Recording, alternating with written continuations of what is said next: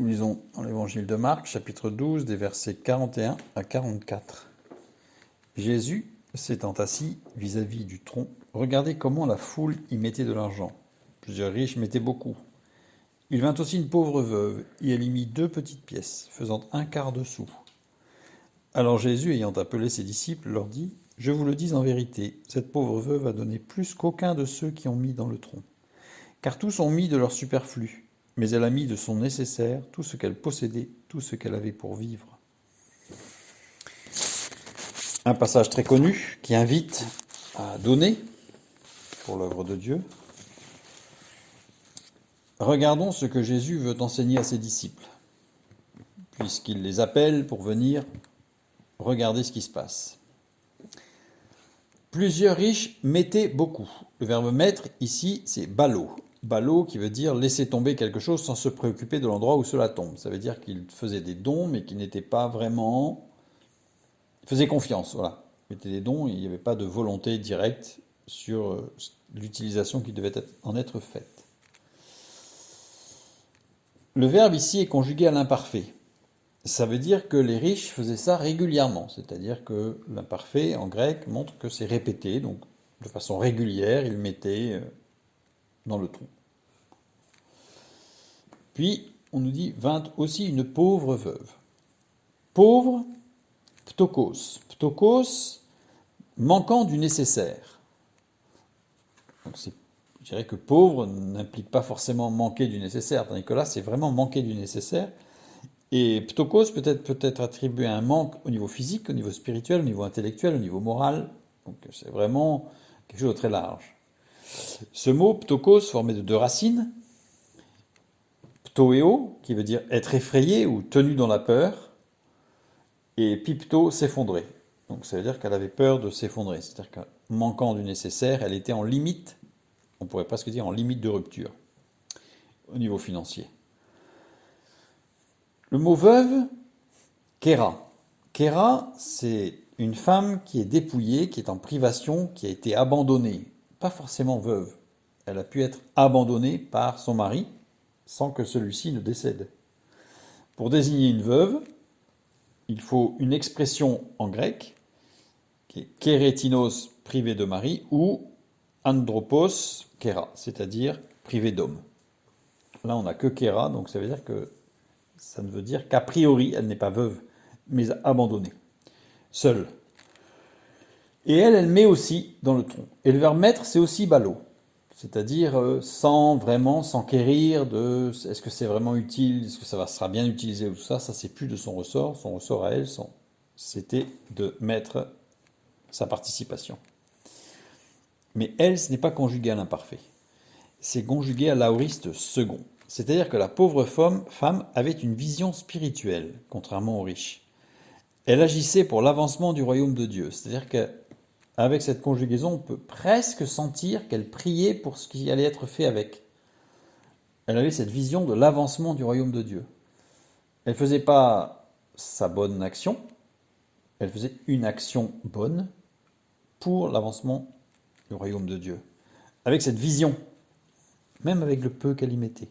Elle avait une vision de ce qui allait être fait par la puissance et la grâce de Dieu. Et on nous dit qu'elle met 2 petites pièces faisant 1/4 de sou. 1/4 de sou en grec, quadrantes, c'est-à-dire c'est le cadran. Je trouve curieux d'avoir traduit par 1/4 de sou, puisque littéralement c'est faisant un cadran. Le cadran, ou assarion en grec, était une petite pièce de bronze ou de cuivre valant 1/64 de denier. Le denier était une pièce d'argent couramment utilisée comme base pour les salaires et les transactions commerciales. Un denier représentait le salaire d'une journée de travail pour un ouvrier agricole ou un soldat romain. Donc elle donnait 1/64 d'une journée de travail.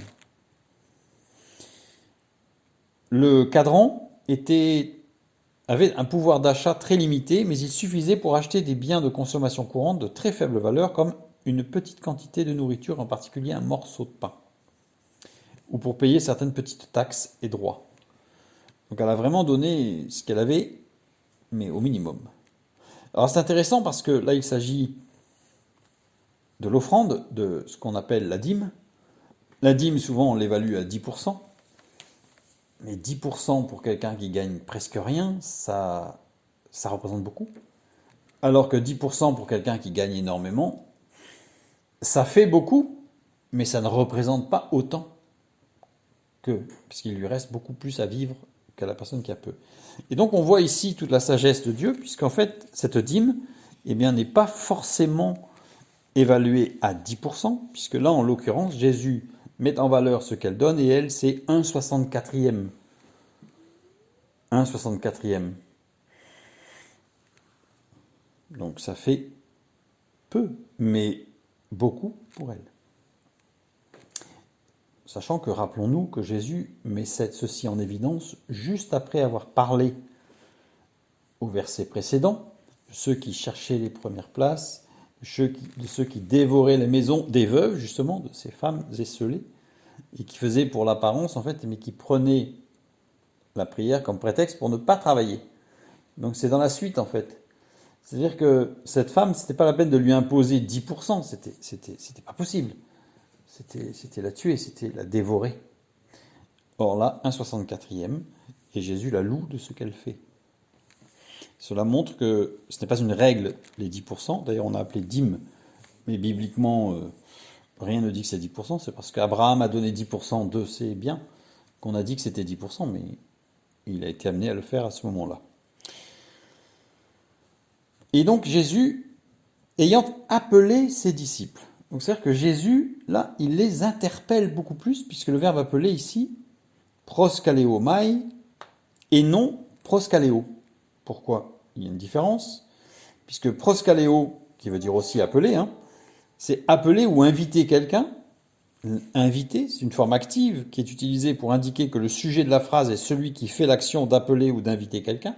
Donc là, c'est Jésus qui appelle. Pourtant, on a l'impression dans l'introduction que c'est Jésus qui appelle. Mais ce n'est pas le verbe proscaléo, c'est le verbe proskaléomai. Et là, proskaléomai, ça veut dire inviter pour soi-même, se faire appeler ou être appelé. C'est-à-dire que c'est la forme moyenne déponente de proscaléo qui indique que le sujet fait l'action pour son propre bénéfice ou qu'il est le destinataire de l'action. Ça veut dire quoi? Ça veut dire que Jésus n'a pas quelque chose à leur faire faire aux disciples, mais il a quelque chose à faire être en eux. Et ce qu'il a à faire être en eux, c'est cette vision du royaume de Dieu qu'avait cette femme et non pas les riches. Rien à voir avec le montant donné, c'est la vision. Quelle vision a-t-on dans toutes nos actions pour Dieu?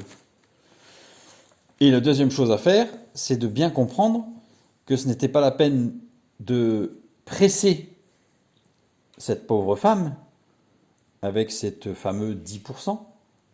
Évidemment, pour certains, 10% c'est rien, et devant Dieu, ils ne font qu'une petite chose, et c'est leur problème vis-à-vis de Dieu. Mais quand on n'a presque rien, on donne des choses qui sont aussi en rapport à ce que l'on peut. Elle a donné de son nécessaire, elle manquait du nécessaire, elle a donné son nécessaire, mais elle ne s'est pas mise en danger non plus excessivement. 1/64 du salaire journalier. Après, Jésus continue, puisqu'il dit « Je vous le dis en vérité, cette pauvre veuve a donné plus qu'aucun de ceux qui ont mis dans le tronc. » Pourquoi elle a donné plus? Parce que ce n'est pas une question de quantité, c'est une question d'engagement, et c'est une question de vision. Parce que dans sa vision, cette femme, elle avait la vision de l'avancement du royaume de Dieu, pas les riches. Car tous ont mis de leur superflu, c'est-à-dire ce qui n'était pas nécessaire, donc quelque part ça les engageait pas vraiment, mais elle a mis de son nécessaire, donc elle était engagée, tout ce qu'elle possédait, tout ce qu'elle avait pour vivre. Elle était engagée dans l'œuvre de Dieu, elle avait cette vision que les riches n'avaient pas. Quelle vision a-t-on, nous?